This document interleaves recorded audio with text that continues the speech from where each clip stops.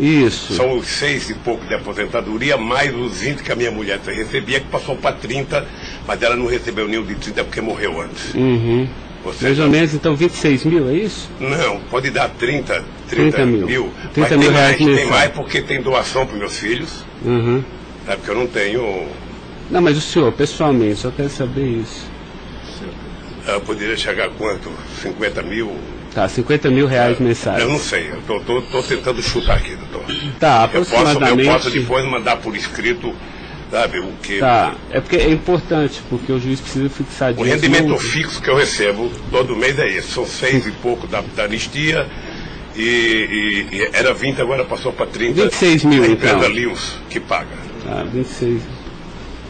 26 mil reais. Depois o advogado manda para o senhor aí tá. O total do rendimento das doações. Tá bom. Estado civil viúvo, tá? 4 nenhum menor de idade. Tá. Grau de instrução do senhor. Grau de instrução. Um curso primário e um curso técnico. Tá. Curso primário e curso técnico.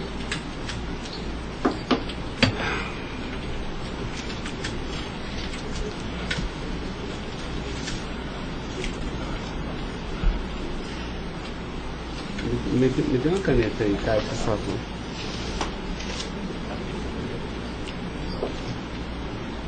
Pode gravar, Caio.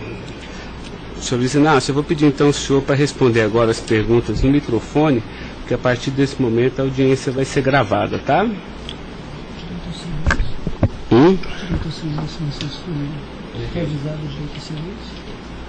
Eu vou avisar ele agora. Vou falar da acusação e vou avisar. Tá pronto, Caio? Tá. Senhor Luiz Inácio, esse momento é o momento do seu interrogatório, tá?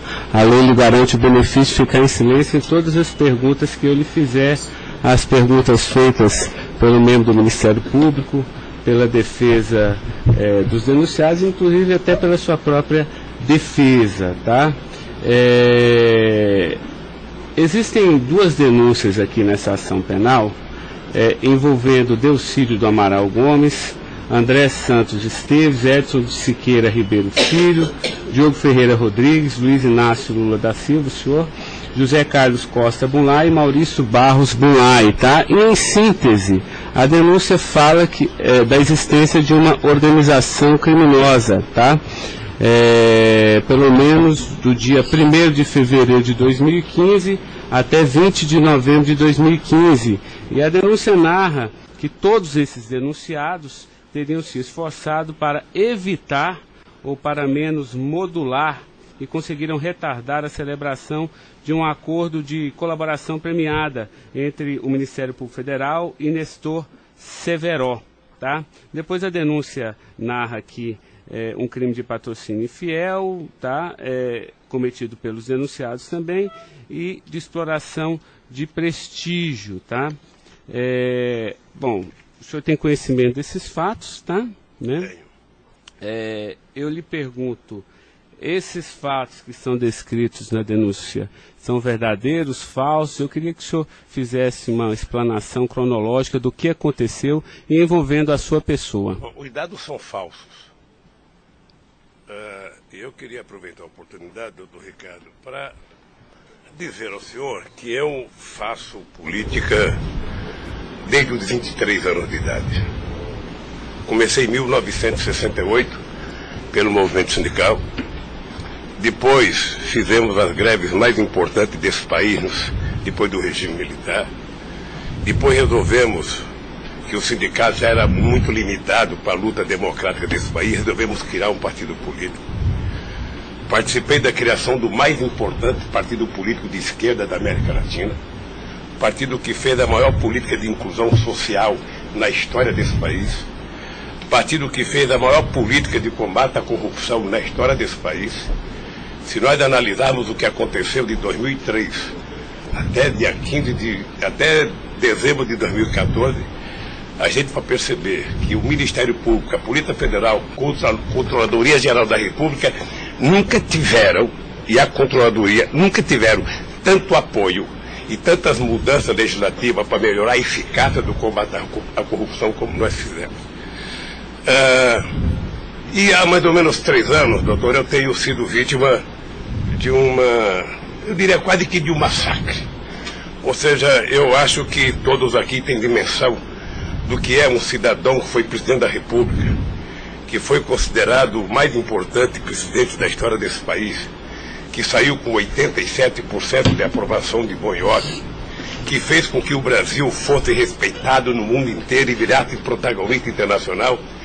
De repente é pego de surpresa por manchete de jornais, por notícias na televisão, todo dia, todo santo dia, no café da manhã, no almoço e na janta, alguém insinuando, tal empresário vai prestar uma delação e vai acusar o Lula, tal deputado vai prestar uma delação e vai acusar o Lula. Agora vão prender fulano, agora vão pegar o Lula. Agora vão pegar fulano e vai prender o Lula. Prenderam o Odebrecht, vai delatar o Lula. Prenderam o Aoeste, vai delatar o Lula.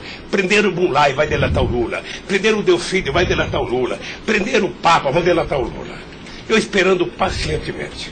Por isso eu estou muito, muito orgulhoso e prazeroso de estar aqui para poder, na frente de um juiz imparcial, contar a versão desse fato. Primeiro, me ofende profundamente a insinuação de que o PT é uma organização criminosa.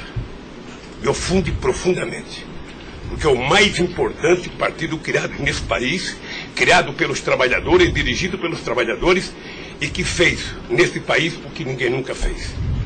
E combater a corrupção não é virtude, é uma obrigação moral e ética. E isso eu aprendi com uma mulher que nasceu e morreu analfabeta.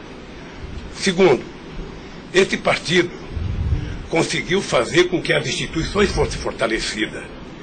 O Ministério Público tinha um apelido de engavetador. No meu governo, pela minha vocação sindical, eu fazia questão de fortalecer a corporação e indicar o representado pela instituição. A Polícia Federal, quantos processos eram engavetados, quantas pastas sumiram nesse país. No meu governo, a Polícia Federal tinha que fiscalizar, tinha que investigar, teve dinheiro para investimento em inteligência e os delegados sabem como é que eles foram valorizados. E eu dizia, só tem um jeito de ninguém ser pego nesse país, é ser honesto, é não fazer nada errado. Pois bem, a Controladoria Geral da República não existia. Era uma peça de ficção quando eu cheguei no governo. Eu coloquei primeiro o ministro Valdir Pires, ex-governador da Bahia, depois eu coloquei um juiz, o nosso amigo Jorge Age, que quem conhece sabe que não brinca em serviço. E ele sabe que a ordem que ele recebeu é o seguinte, olha, tem que controlar e tem que fazer com que as pessoas saibam que honestidade não é mérito, é obrigação.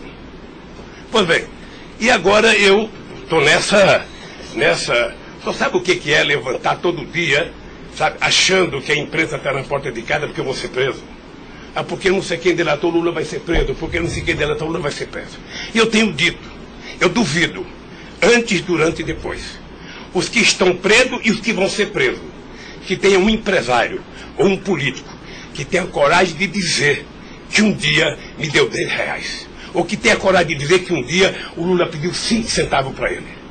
Eu não faço isso porque sou melhor do que os outros, não. Eu faço isso porque quem chegou à presidência da República como eu cheguei, depois de perder 3 eleições, não tinha o direito de errar. Fiquei 8 anos no meu mandato, doutor, 8 anos, sem ir num jantar, sem ir num aniversário, sem ir num casamento, exatamente para não dar pretexto de aparecer aqueles que vão tomar uma champanhe e vêm pedir um favor. E vem tirar fotografia com o celular para depois explorar essa fotografia. Eu fico orgulhoso de estar prestando depoimento e chateado por uma ilação feita nesse processo contra mim pelo senador Delfídio. Portanto, eu queria lhe dizer que eu estou aqui para responder toda e qualquer pergunta.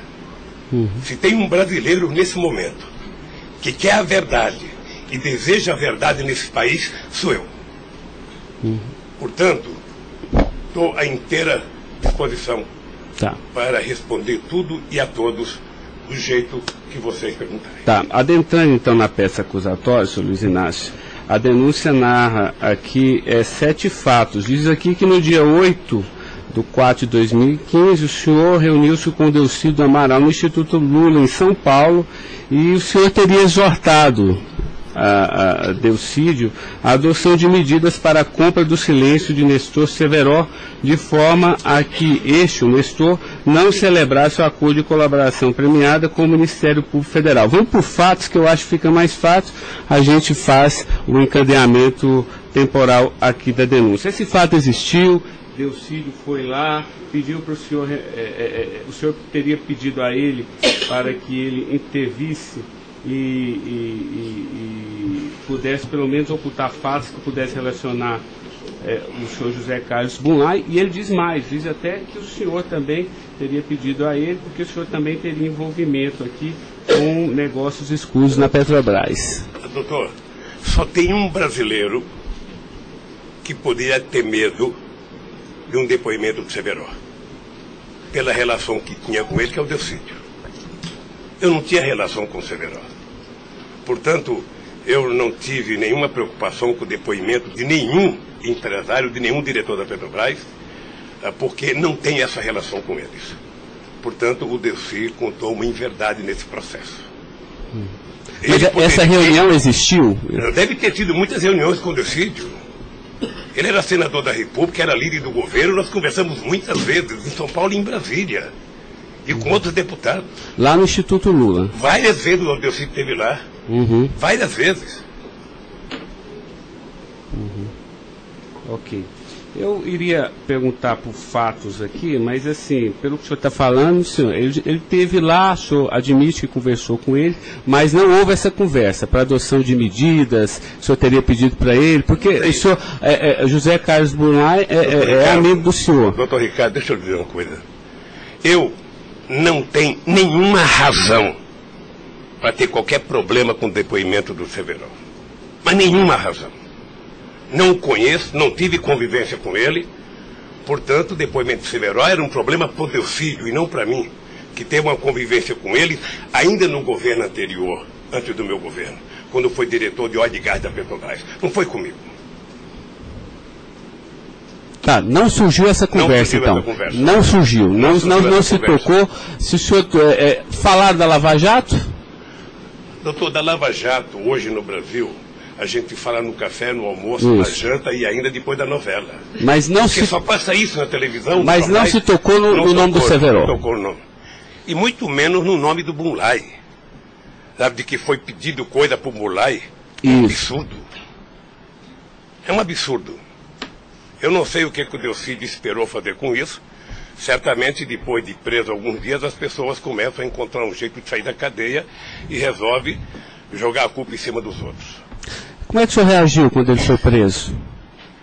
Eu tive uma reação que eu sei que ele não gostou, quando ele citou que o juiz da primeira corte, do Superior Tribunal, ele tinha conversado com ele. Eu disse, esse cara é um imbecil, tá? Porque mas nem na morte você citaria se você teve ou não uma conversa com a Suprema Corte sobre um processo. Foi essa reação que eu tive e ele me parece que não gostou da minha reação. Eu fiquei sabendo pela boca de alguns advogados que ele ficou muito chateado porque eu disse que ele era um imbecil. Eu não quis ofendê-lo, apenas achei que a atitude foi equivocada. Tá, eu tenho mais alguns questionamentos, mas depois eu faço na medida que os temas forem agitados aqui pelas partes, tá? O Ministério Público tem perguntas, doutor? Bom dia. Acabei não vendo a sua chegada, mas não revelo. Em nenhuma dessas reuniões o Delcídio comentou sobre o receio que ele teria sobre as delações do Severo? Não, ele não comentou, mas era sabido por todo mundo que acompanha todo esse processo da relação histórica do Delcídio com o Severo. Tem até um livro publicado por uma jornalista da revista Veja que mostra claramente a relação do Delcídio com o Severo. Era muito antiga, sabe? No governo passado, no governo anterior ao meu, porque ele chegou, acho que até a ser ministro interino de Minas e Energia. O senhor acredita que a referência ao seu nome tenha sido útil para o Delcídio conseguir a delação premiada? Olha, por tudo que eu vejo todo dia na imprensa, eu acho que tem alguém instigando a falar meu nome. Eu fico sabendo de notícia, não sei se é verdade, nos blogs, nos colunistas, de que todo dia alguém vai prestar depoimento e fala o nome do Lula, cita o nome do Lula, cita o nome do Lula. Eu canso de ouvir isso todo santo dia, sabe? É bem possível que eu vi uma entrevista dele na Globo News que parecia que tinha recebido o prêmio Nobel da delação, a disfarçatez, sabe? Como ele estava se desenvolvendo, eu fui no Roda Viva. Ou seja, depois que fazem a bobagem que fez, se é que fez, ele teria que jogar nas costas de alguém. Primeiro, sabe, a minha relação com o Delcídio era uma relação institucional. E ele sabe disso. Voltando um pouco, o senhor poderia explicar a sua relação com o Bunlai? Veja, eu conheci o Bunlai na campanha de 2000. O PT governava o estado do Mato Grosso do Sul e eu precisava fazer uma gravação para um programa de televisão da campanha para falar com o setor do agronegócio. E aí o governador do PT disse que tinha um amigo lá e me levou na fazenda dele, me parece que em Miranda. E eu fui nessa fazenda, uma boa fazenda. Até depois eu fui pescar nessa fazenda, fiquei 4 dias no Rio Miranda, não peguei nenhum peixe. Mas gravei um programa, foi um programa de sucesso. Depois eu ganhei as eleições e depois estabeleci uma relação com o Zé Carlos Bunlai. Qual o conhecimento ou participação que o senhor teve na questão do empréstimo do Banco Chain ao PT que teria sido feito com a intermediação do Bunlai? Eu não, já disse isso, eu não tenho nenhum... Fiquei sabendo de que o Bunlai tinha feito um empréstimo pela imprensa. O senhor teve conhecimento de que para quitar esse empréstimo houve a contratação pela Petrobras da empresa Chain Engenharia na questão Fiquei da sabendo também pela imprensa, e me parece que numa pergunta que o Ministério Público já me fez. Após esses fatos, sobre a saída do Cerveró do posto da diretoria da Petrobras, há uma informação na denúncia relativa a divisões de indicações por partido de diretorias na Petrobras. A diretoria de abastecimento seria normalmente indicada pelo PP, diretoria de serviços pelo PT, diretoria nacional pelo PMDB. O senhor tem conhecimento disso? Veja, deixa, doutor Ivan, dizer uma coisa que me parece que está virando costumeiro isso no depoimento, que é a falta de compreensão do que significa um governo de coalizão em qualquer parte do mundo. E parece que tem pessoas com dificuldade de compreender isso. Aliás, no depoimento do presidente Fernando Henrique Cardoso, ele foi muito bem ao explicar o que é um governo de coalizão. Quando você ganha uma eleição, um regime presidencialista de coalizão, você tem que montar o governo. Você precisa construir uma maioria no Congresso Nacional para você poder montar o governo. E você não monta a maioria com quem você quer. Porque se você pudesse, você pegaria só suplente que não foi eleito. Mas como o suplente não vota, você tem que fazer o acordo com quem é eleito, com quem tem mandato. E obviamente que você pode fazer um acordo programático, e nesse acordo programático você pode fazer um acordo de participação no governo. Então os partidos que compõem a base do governo participam do governo, indicam ministros, indicam cargos. Todas as pessoas indicadas são pessoas com mais de 30 anos da Petrobras. Eu já disse no depoimento, sabe, que vocês vão ter que ouvir muita gente, o Conselho Fiscal da Petrobras, o Conselho de Administração da Petrobras, sabe, para saber se havia denúncia de corrupção, porque quando nós indicamos as pessoas e quando os partidos indicam, ou seja, se aparecer alguma denúncia de corrupção e aparecer no GSI, essa pessoa não é indicada. Porque qual é o critério? O partido tem um ministro, o partido tem uma bancada. Essa bancada conversa com o ministro. Se indicar um nome qualquer, esse nome vai para a Casa Civil, da Casa Civil passa para o GSI, que é o Gabinete Institucional, faz um levantamento, eu não sei aonde, sabe? E se não tiver nenhuma denúncia, essa pessoa é mandada para o Conselho de Administração e o Conselho de Administração indica. Não é o presidente da República que indica, é o Conselho de Administração. É assim que funciona em qualquer lugar do mundo. Ex-presidente, mas só uma questão relativa a isso. Existe um vídeo no YouTube em que o senhor está inaugurando uma plataforma que o senhor realmente fala que no seu governo a Petrobras se tornou mais transparente e que o senhor participava mais das decisões da Petrobras. É de uma plataforma em Angra dos Reis, isso foi em 2010. Então, deixa, doutor. Aí eu estou lhe perguntando para o senhor explicar. O senhor se lembra desse discurso? Eu sei que é muita coisa, mas eu estou até com um vídeo aqui e eu queria lhe perguntar isso. Senão a gente pode até passar. É que a imprensa dizia que eu vivia fazendo assembleia. Eu fui o presidente que certamente mais visitei a Petrobras. Eu fui o presidente que decidi no governo e com a Petrobras de que era importante que a gente recuperasse o poder de construção de plataforma da Petrobras para a gente não importar da Coreia ou da China, que era preciso criar uma indústria petrolífera forte no Brasil. Por isso é que nós aprovamos a Lei de Conteúdo Nacional.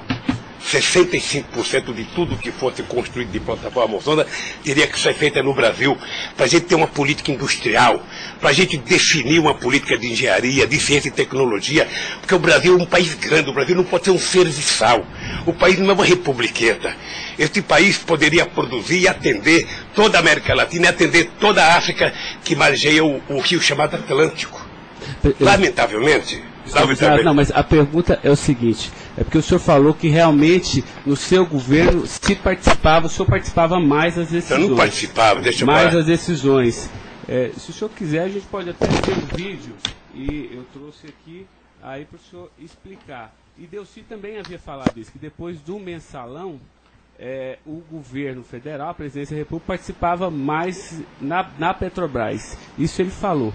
Deixa eu lhe falar uma coisa, o papel do governo, o governo participa na Petrobras através do Conselho da Petrobras. O Conselho da Petrobras tem vários ministros, tem a ministra de Minas e Energia. Tá? Eu, durante todo o tempo da Petrobras, eu só participei de uma reunião de definição da política estratégica da Petrobras. A discussão de investimento para os próximos 20 anos. Se a gente ia recuperar a indústria naval, se a gente ia recuperar a indústria de sonda, de plataforma, se a gente ia discutir, sabe, exportar, se a gente ia fazer a lei de partilha, se a gente ia fazer com que o petróleo voltasse a ser do povo brasileiro, como nós conseguimos fazer. Nessas decisões estratégicas eu participei de uma reunião. Tá, mas de cargo então não. De cargo não. Porque tem o Fernando Soares que fala que o senhor realmente definia também essas questões. Não definia cargo. Quando havia briga no PMDB, ou quem decidia, se não se decidir, era o senhor que realmente... Deixa eu lhe dizer uma coisa para o senhor. O presidente não indica cargo na Petrobras, o presidente recomenda ao Conselho da Petrobras a indicação de tal pessoa indicada por tal partido político, a partir da capacidade técnica das pessoas. É assim que funcionava no governo anterior, é assim que funcionava certamente no governo militar, é assim que deve funcionar hoje. É assim que deve funcionar hoje.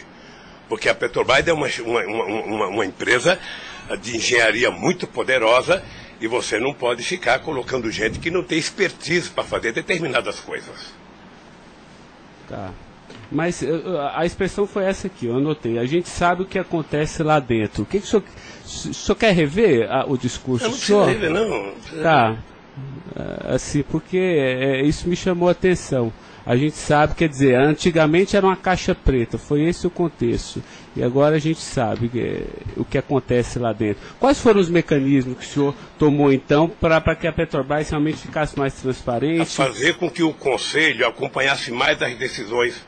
Porque como a Petrobras é muito grande, entre uma decisão do Conselho da Petrobras, uma aprovação da diretoria e os acontecimentos nas engenharias da Petrobras, são milhares de pessoas que participam daquilo. É por isso que um dia um presidente chegou a falar que ele é uma caixa preta que ninguém sabe. Então vamos tentar saber, sabe? Fazendo com que as coisas funcionem mais democraticamente. Por exemplo, quando nós descobrimos o pré-sal, nós tivemos uma decisão estratégica do que fazer com o petróleo. O petróleo não é das empresas estrangeiras que vêm aqui comprar gás e óleo, não. O petróleo é nosso. Então eles vão ter que pagar para o governo. É por isso que nós aprovamos 75% do ROT para a educação. É por isso que nós aprovamos a partilha, que é o que incomodou muita gente no mundo, o que incomodou as grandes petroleiras. É esse país que tinha complexo de vira-lata, virar dono do seu nariz. Okay. Eu sei que isso incomodou muita gente. Incomodou muita gente no mundo inteiro. Sabe, e agora eles estão tentando desmontar. Porque um país que não se respeita, um país que não tem soberania, um país que não tem empresas de porte extraordinário como a Petrobras e vende tudo, sabe, sinceramente, não é um país. Ok. Doutor Ivan, só porque o senhor tocou no tema, eu quis aproveitar, tá? Mas pode continuar, pode prosseguir. A pergunta é relativa à diretoria internacional, que ela foi ocupada pelo Cerveró e depois pelo Zelada. Ambos foram indicações do PMDB ou o Cerveró foi indicação do PT e o Zelada... Não, eu já tive a oportunidade de dizer isso. Isso foi indicação do PMDB. Ambos? Não sei se de todo o PMDB ou da bancada do PMDB de Minas Gerais, que foi indicado o Zelada para diretor internacional da Petrobras. O critério é o mesmo. O Zelada foi indicado, passa na Casa Civil, passa no GSI e é mandado ao Conselho da Petrobras, que decide. Não, perfeito. Mas e o Cerveró? Ele tinha sido indicado anteriormente pelo PT ou pelo PMDB? Pelo PMDB pelo também. PMDB. Eu acho, eu falo quase com certeza absoluta pelo PMDB. É o que diz a... Eu falo quase que com certeza absoluta. A pergunta é o seguinte, com a troca pelo Zelada, a saída do Cerveró desse posto de diretoria, ele acabou sendo indicado para a BR Distribuidora. No próprio depoimento do Cerveró, ele afirma que isso teria sido como um reconhecimento pelo papel que ele prestou no auxílio da contratação da Chain pela Petrobras, na questão do navio sonda. Me parece que ele não diz isso exatamente. Me parece que ele utiliza a palavra acha que foi isso. É diferente de dizer que ele disse. Ou seja, ele acha que foi isso. Deixa eu lhe falar uma coisa. Eu não conheço o Cerveró, conheço agora que ele ficou famoso. Tá? Quando eu vi o Cerveró, eu vi a en passant em reuniões coletivas. Portanto, eu não tinha nenhum interesse de tirá-lo e nenhum interesse de colocá-lo. Nenhum interesse. Para mim, se uma força política que compunha o governo indicasse ele ou outra pessoa, e tecnicamente ele fosse reconhecido pelo conselho da empresa que o indicou, para mim estava perfeito. E veja, durante todo esse período não houve uma única denúncia contra nenhum deles. A denúncia começou a acontecer porque o juiz Moro começou a fazer escuta durante 8 anos num bandido chamado Rousseff, e aí então, em 8 anos dá para pegar alguma coisa. Pegou esse negócio. O senhor tem conhecimento de quem teria feito a indicação do nome do Cerveró para a BR Distribuidora? Se foi algum partido? Eu não sei se foi um partido ou se foi através do Zé Eduardo Dutra, que devia ter relação com o Cerveró, porque ele tinha sido presidente da Petrobras. Ele deixou de ser presidente da Petrobras e foi ser presidente da BR. E ele pode ter chamado o Cerveró, ou o mesmo partido que tinha indicado o Cerveró e depois tirou o Cerveró pode ter pedido para ele ir para lá. Eu suponho que seja isso. Ok. O senhor conversava com certa frequência com o Bulay por telefone, dentro dessa relação de amizade? Não era meu amigo. Conversava com ele. Com que frequência o senhor... Não sei, querido. Sabe, ultimamente o Bulay andava com doença nos olhos, achando que ia ficar cego, estava passando muito tempo em Miami para se tratar, depois estava se tratando de um câncer. Sabe, eu sei que ele não andava bem nos últimos tempos, com problema de doença. Porque a denúncia cita algumas ligações de um telefone que pertenceria ao Instituto Lula. O senhor utilizava esse telefone do Instituto Lula para conversar com o Bulay também, ou normalmente só no seu celular? Mas qual é o crime do Bulay ligar para mim? Não, eu estou tentando esclarecer os fatos, presidente. Eu conversava com o Bulay, tinha um profundo respeito pelo Bulay, um profundo respeito. O Bulay sabe perfeitamente bem que a relação que ele tinha comigo não permitia que discutisse qualquer negócio, porque eu não levo para casa ninguém para discutir negócio. O negócio eu discutia no palácio. Mas o senhor sabe se ele utilizava o nome do senhor? Porque o Salim Chain e o Fernando Chain confirmam que José Carlos Mulay disse que Luiz Inácio Lula da Silva interveio na contratação da Chain pela Petrobras. Está descrito na peça do Ministério Público. Doutor, se o senhor soubesse quanta gente usa o meu nome em vão, de vez em quando eu fico pensando para as pessoas lerem a Bíblia, para não usar tanto meu nome, não. Tem gente que faz campanha financeira em meu nome, tem gente que é candidato em meu nome, tem gente que faz panfleto dizendo que eu estou apoiando, tem gente que coloca a fotografia minha dizendo que eu estou apoiando ele, sabe? Não tem como fazer isso. Se alguém falou, sabe? Se alguém falou, somente o Zé Carlos Bunlai pode provar isso, ou o Chaim na frente dele. Eu duvido que o Zé Carlos Bunlai, ou algum outro empresário, ou algum outro, desses que já prestaram depoimento, diga que um dia eu chamei ele para conversar sobre tal coisa, sobre qualquer coisa. Sabe por quê, doutor? Porque eu tinha noção de que o único jeito de eu governar esse país dignamente era não permitir qualquer promiscuidade na minha relação com os agentes empresariais ou os agentes políticos. A afirmação seria que o senhor estaria abençoando o negócio da Chaim pela Petrobras. O senhor não... Nem abençoando, nem amaldiçoando, porque eu não sabia. Sem mais perguntas, excelência. A defesa, então, a sua defesa vai ser a última a perguntar. A defesa de Delcídio Amaral.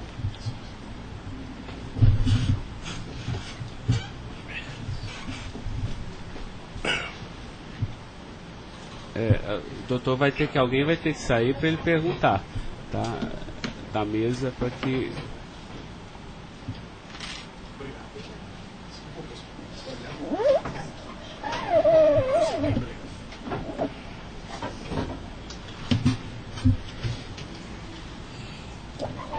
Bom dia. Bom dia. O senhor já mencionou que, de sua parte, não haveria nenhum receio na delação de Nestor Cerveró.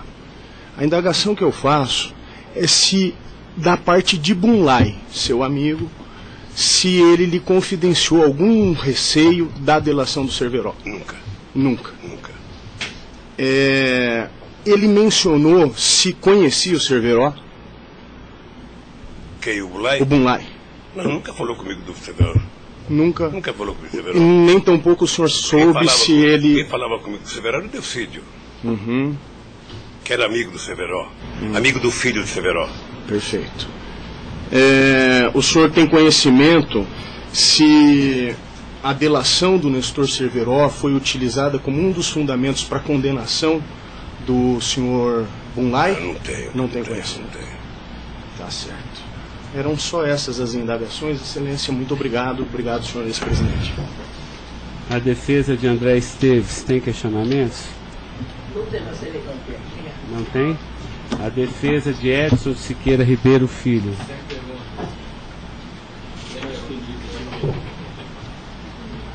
A defesa de Diogo Ferreira Rodrigues. A defesa de José Carlos Bunlai. Tem algumas perguntas. Pode fazer isso. Bom dia, presidente. Presidente, o senhor disse que a sua relação com o senador Delcídio era institucional. Mas o senhor sabe qual era a relação do senador Delcídio com o José Carlos Bunlai? Eles tinham alguma amizade? Eles tinham alguma proximidade? Veja, a impressão que eu tenho era que era muito pequena a relação dos dois. E parece que o José Carlos Bunlai não tinha muita relação com o Delcídio. E com a sua mulher, dona Marisa, qual era a relação do José Carlos Bunlai? Eles tinham amizade? A mesma que comigo. O aniversário da sua ex-mulher? Quando ela fazia aniversário? Ele ia no aniversário da minha mulher. Mas o dia do aniversário dela? Dia 7 de abril. O senhor sabe se ele fez alguma ligação para ela no aniversário dela? A ligação do dia 7, eu já fiquei sabendo da ligação do dia 7. Bem. É o mínimo que eu esperava dele, é que ele ligasse para ela para dar os parabéns. É só isso, obrigada. Tem alguma pergunta? Tá. A defesa de Maurício Bunlai. Sem questionamentos. A defesa de Luiz Inácio Lula da Silva. Sem perguntas, excelência. Tá. Só mais uma questão, Luiz Inácio. A denúncia sempre fala do Instituto Lula. Eu queria que o senhor falasse um pouquinho a finalidade do Instituto Lula. Eu tirei pelo site a missão. Me parece que o senhor desenvolve projetos na África também, né, com finalidade de erradicação da extrema pobreza, da fome, acesso à educação, promoção da igualdade, mas também é um local que o senhor também chama as pessoas para discutir política. Delcídio falou que o senhor o convidou para ir lá quando era líder do governo. Explique para mim o Instituto Lula. Eu não sei se você sabe, a Receita Federal fez uma devassa no Instituto para saber se ele está cumprindo com a sua obrigação institucional. Veja, eu quando deixei a presidência da República, eu falo isso apenas com o objetivo de explicar. Muita gente pode achar que eu sou arrogante, eu sou petulante. O doutor Ivan, no primeiro depoimento, eu disse isso para ele. Mas ou seja, crime, viu? quando eu deixei a presidência da República, por conta do povo brasileiro, eu tinha sido presidente, quase que o presidente mais importante do mundo nos 10 primeiros anos do século XXI. Esse país virou protagonista internacional. Esse país passou a participar do G8, coisa que nunca participava. Esse país ajudou a construir o G20. Esse país participava do BRICS com muita importância. Esse país participava do IBAS entre Brasil, África do Sul e Índia. Esse Brasil criou a Unasul, criou a CELAC, onde pela primeira vez a gente fazia uma reunião da América Latina sem participação dos Estados americanos. Esse país não deixou a ALCA entrar aqui. Esse país construiu o Conselho Nacional de Defesa para se contrapor à 4ª Frota Americana, depois que nós conseguimos o pré-sal, que eles reinauguraram a 4ª Frota. Nós criamos o Conselho de Defesa. Então, nós fizemos a maior política de inclusão social da história desse país. 36 milhões de pessoas saíram da extrema pobreza e 40 milhões ascenderam à classe média. Isso é uma Argentina, isso é uma Colômbia. A bancarização do povo pobre foi com 70 milhões de pessoas entradas no sistema financeiro. É uma Colômbia e uma Argentina junto. Tudo isso em 12 anos. Olha, eu saí da presidência e eu queria fazer com que a América Latina e a África adotassem as políticas públicas que nós adotamos no Brasil. O programa Luz para Todos. O programa PA, que era a compra de alimento para o pequeno produtor. O Minha Casa Minha Vida. O Bolsa Família. O aumento do salário mínimo. Durante 12 anos, todos os funcionários públicos tiveram aumento nesse país. Houve reajuste de carreira, houve aumento do salário mínimo. Aumentamos as exportações, aumentamos o mercado interno, numa demonstração de que o pobre não era problema. O pobre era a solução. Eu gostava de ir para a África para dizer para os presidentes. Uma vez até fiquei com medo de Angola. Porque eu, depois da minha palestra, eu me dei conta da quantidade de general que tinha lá dentro. E eu falei o seguinte: é preciso diminuir o dinheiro das Forças Armadas e colocar dinheiro para os pobres. Porque o pobre não entra no orçamento. O Poder Judiciário entra, porque tem poder de pressão. Os sindicatos organizados entram. Sabe? Todo mundo entra, o pobre não entra. O pobre está lá, desgraçado, abandonado, ninguém olha por ele. Agora, coloque ele no orçamento. Deixa ele começar a ir no shopping. Deixa ele começar a comprar carne, comprar iogurte, comprar meia, comprar sapato. Nesse país ficava incomodado porque pobre comprava dentadura com o dinheiro que a gente dava do Bolsa Família. E eu queria ensinar isso. Eu queria ensinar as pessoas a compreenderem que o pobre no Brasil e no mundo seria a solução se a gente desse a ele o mínimo necessário. Foi por isso que eu não quis criar um ONG. Criei um instituto para poder viajar o mundo tentando mostrar o exemplo do que esse país fez em tão pouco tempo. Mas o que Delcídio, porque ele disse aqui que algumas vezes o senhor chamou ele lá. Em que ele se encaixa aí? É que eu não sabia, doutor.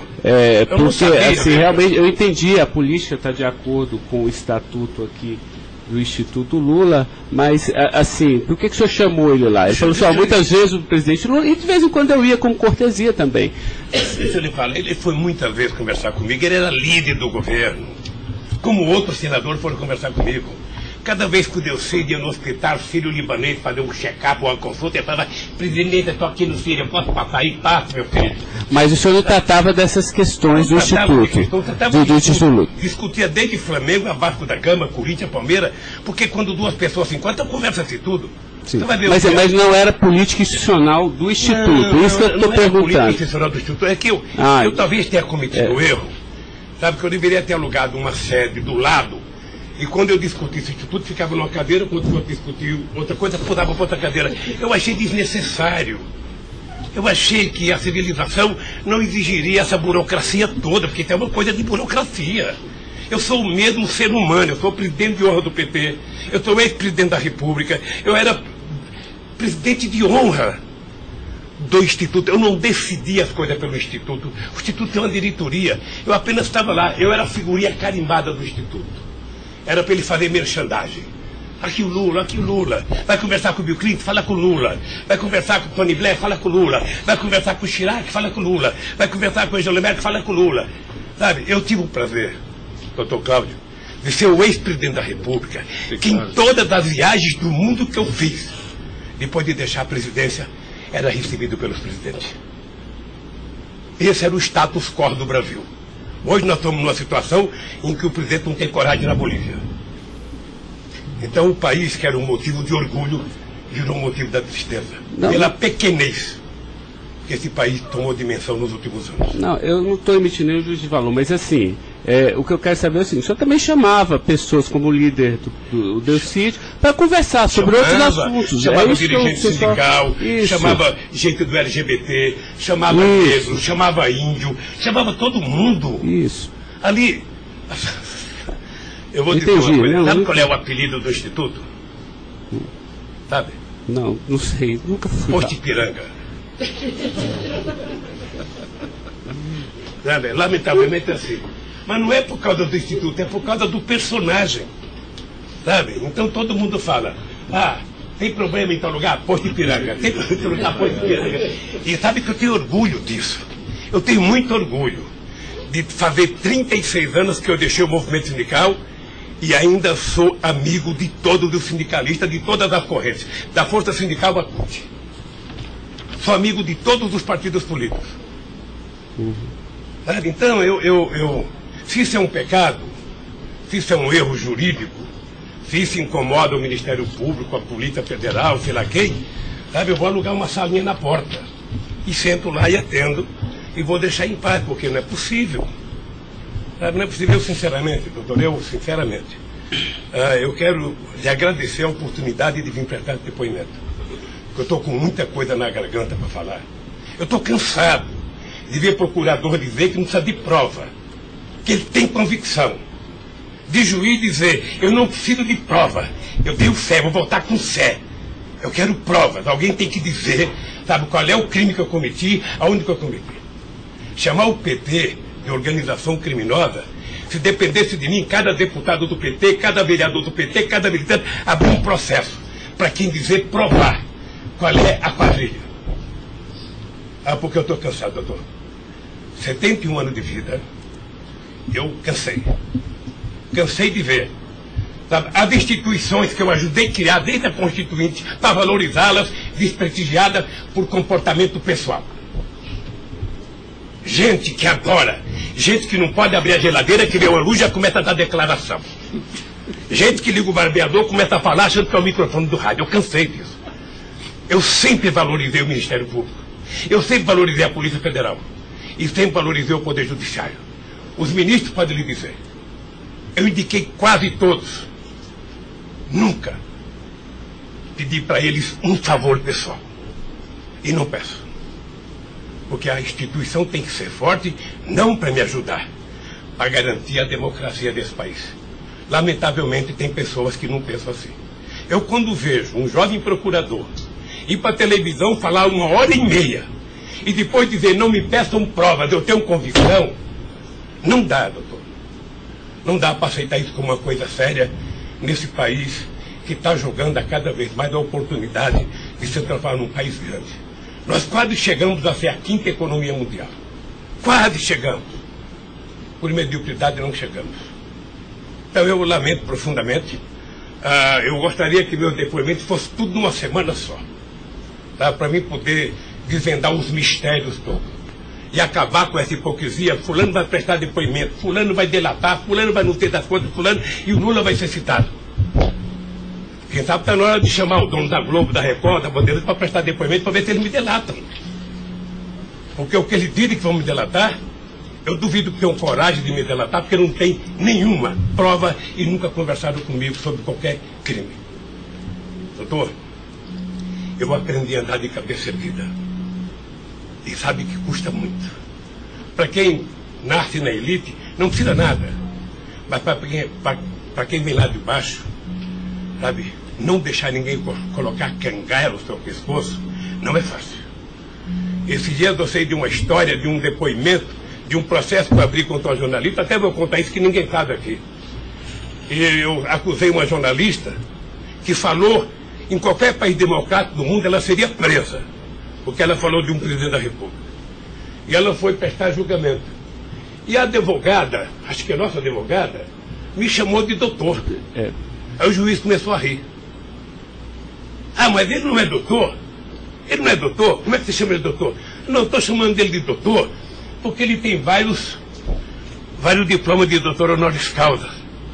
O juiz deu uma gargalhada e pouco tempo depois inocentou a jornalista. Eu vou recorrer até a Suprema Corte. Aos 71 anos eu não sei quanto tempo de vida que eu tenho, mas eu tenho fé em Deus de ver essa jornalista ser julgada. Porque, em nome da liberdade de imprensa, ninguém pode avacalhar a vida dos outros. Ninguém pode. E o que eu estou vendo nesse processo? Tem gente que acha que eu sou contra a Lava Jato. Pelo contrário, eu quero que a Lava Jato vá a fundo para ver se acaba com corrupção. O que eu sou contra é tentar criminalizar a pessoa pela imprensa e não pelos autos do processo. O que eu sou contra é execrar, é condenar. Eu conheço pessoas que tivessem liberdade seriam mortos na rua. Tal é.